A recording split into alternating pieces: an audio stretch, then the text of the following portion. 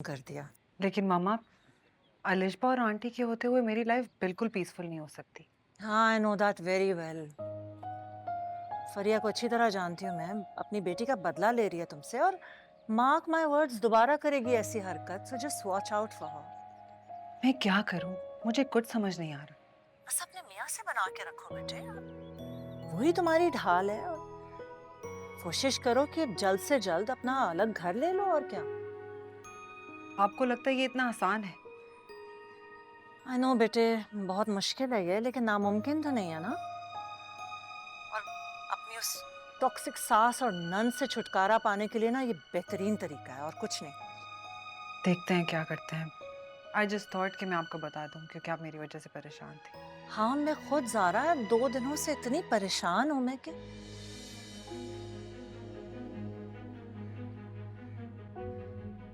मैं बाद में बात करती हूँ। Okay, take care.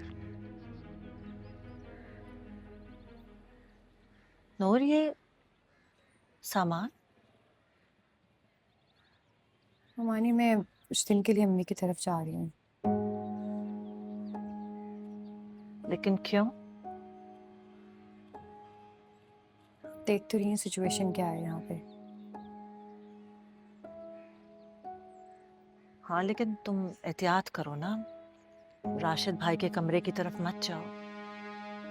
और अगर वो कमरे से बाहर निकल आए, उन्होंने मुझे घर में देख लिया तो? एक घर में एक छत के नीचे रहते हुए कब तक छुप सकती हूँ मैं उनसे?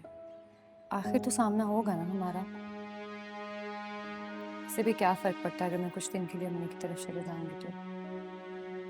मगर नूर, तुम कितने दिनों के लिए वहां रह सकती हो? वो हमें तो पता ही नहीं कि राशिद भाई कब तक इस घर में है। मानिए, अगर मैं ना गई ना यहाँ से तो ये लोग चले जाएंगे, इसलिए मेरा जाना ही बेहतर है। और उसामा? आप उसकी फिक्र ना करें। बता दिया उसे? ऑलराइट। सुरैया, सुरैया, जी मैम। ये बाजी का सामान गाड़ी में रखवाओ, और ड्राइवर से कहो कि समीना बाजी के घर ड्रॉप करना है इन्हें।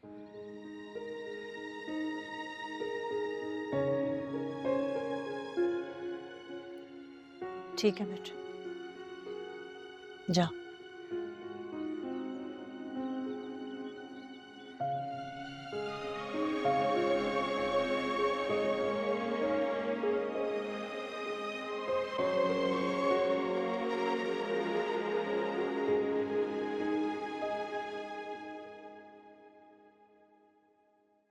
क्या हुआ है मामी? आप परेशान नजर आ रहे हैं, कोई प्रॉब्लम है? हाँ, वो नूर अपने घर चली गई है। सारे घर की रिस्पॉन्सिबिलिटीज उसी ने निभाई हुई थी। मैं तो टेंशन फ्री हो गई थी, बिल्कुल रिलैक्स। लेकिन अब फिर से सब कुछ मुझे ही देखना होगा अकेले। नूर, आप भी वो कब से इतने रिस्पॉन्सिबल हो गई? अपने घर तो वो उठ के पानी भी नहीं पिया करती थी। क्या? अब आपके घर तो काफी मुलाजिम है ना? हाँ, लेकिन मुलाजमों से भी तो काम करवाना पड़ता है ना, टाइम स्केड्यूल्स बनाने पड़ते हैं, सब कुछ मैनेज करना पड़ता है। मैं अपने हाथों से तो कुछ नहीं करती घर में, लेकिन उनके साथ में नहीं खड़े रहो ना तो ये लोग काम चोर बन जाते हैं। मामी, नूर आप ही गई है ना? पर मैं तो मौजूद हूँ। आप मुझे बता दें, कोई भी काम है मैं कर लूंगी। थैंक यू विराम, लेकिन तुम तो हमारे घर में गेस्ट हो ना। प्लीज मामी, हम यहाँ पर आ गए हैं, काफी बर्डन है आप पे, और हम कब तक गेस्ट रहेंगे? आप मुझे बता सकते हैं कोई भी काम है। अच्छा है ना, मेरा भी वक्त गुजर जाएगा। अच्छा, तो फिर बताओ, आज क्या पकाना? सोच लेते हैं। क्या आप बताएं, आप क्या खाएंगी? चाइनीज? डन। ऑल राइट, चलो, मेरा एक काम तो कम हुआ। फिर मैं टिक कर आती हूँ।